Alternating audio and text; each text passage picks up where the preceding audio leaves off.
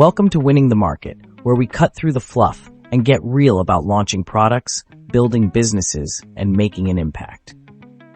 I'm your host, and today we're tackling one of the most make-or-break parts of any startup's journey, the go-to-market strategy. Picture this. You've spent months, maybe even years, building what you believe is the perfect product. You've poured your heart into every feature, every detail. But now comes the hard part, getting it into the hands of the people who actually need it. And that's where so many startups stumble. So today, we're flipping the script on the typical advice. This isn't your average step-by-step guide. It's about taking bold, practical steps to create a strategy that actually works. Let's start where every great story begins, the problem. Too many startups fall into what I call the product obsession trap. They spend so much time polishing their product that they forget to ask a simple question. What problem are we solving? Here's the truth. If your product doesn't solve a clear, urgent problem, no amount of marketing can save you. That's why step one isn't about selling. It's about listening. Imagine you're building a meal delivery app. Instead of pitching your app to potential users, you sit down with them. You watch them juggle work, kids, and meal prep. You hear the frustration in their voices as they talk about how hard it is to find time to cook. That's where your strategy starts, with understanding the emotional weight of their problem. Obsessing over the problem, not the product, gives you clarity. It sharpens your focus. And most importantly, it tells you whether your product idea is worth pursuing in the first place. Here's a question for you. What do Apple, Tesla, and Nike have in common? They don't just sell products, they sell missions. Think about it. Apple didn't just say, hey, here's a sleek computer. They said, we're challenging the status quo. Tesla, we're ending the fossil fuel era. And Nike, we're inspiring athletes everywhere. Startups can learn a lot from this. If you want your go-to-market strategy to resonate, you need to stand for something. Pick an enemy. Maybe it's inefficiency. Maybe it's high prices. Maybe it's the boring, outdated way your industry operates. Your product becomes the hero in that fight. Suddenly, it's not just another tool or service, it's a rallying cry. Here's where things get counterintuitive. Most startups build their product first and worry about distribution later. Big mistake. The reality is, your product should serve your distribution plan, not the other way around.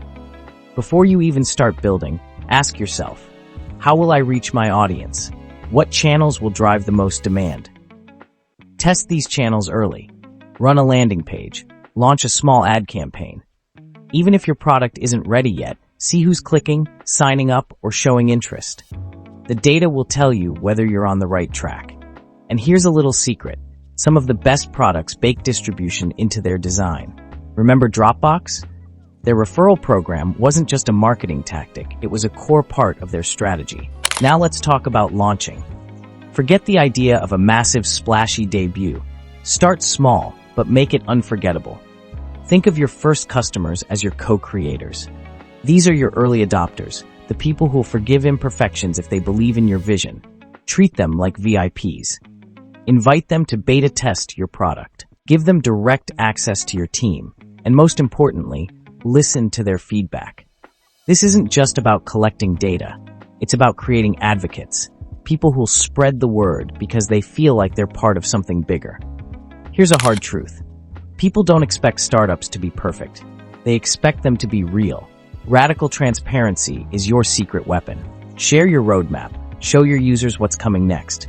If you make a mistake, own it. Your audience will respect you more for it. One of my favorite examples? A startup I worked with had a major bug right after launch. Instead of hiding it, they posted about it openly. They explained what went wrong, how they were fixing it, and what they do to prevent it in the future. You know what happened? Their customers actually rallied behind them. Let's wrap up with a quick reality check. Vanity metrics, downloads, likes, website traffic don't pay the bills. Revenue does. Your go-to-market strategy should prioritize activation and retention. What gets people to take that first step? What keeps them coming back? Here's a practical exercise. Run a cohort analysis. Look at the behavior of users who signed up in the first month versus the third. What's driving conversions? What's keeping people engaged? These insights will guide your next move. Launching a startup is tough, but a strong go-to-market strategy can make all the difference. It's not about doing everything at once. It's about doing the right things at the right time. Obsess over the problem, rally around a mission, build your distribution before your product, and always, always listen to your users. Thanks for joining me on this episode of Winning the Market. If you found this helpful, share it with someone who's building something great. Until next time, keep pushing forward, and remember, the market rewards those who dare to stand out.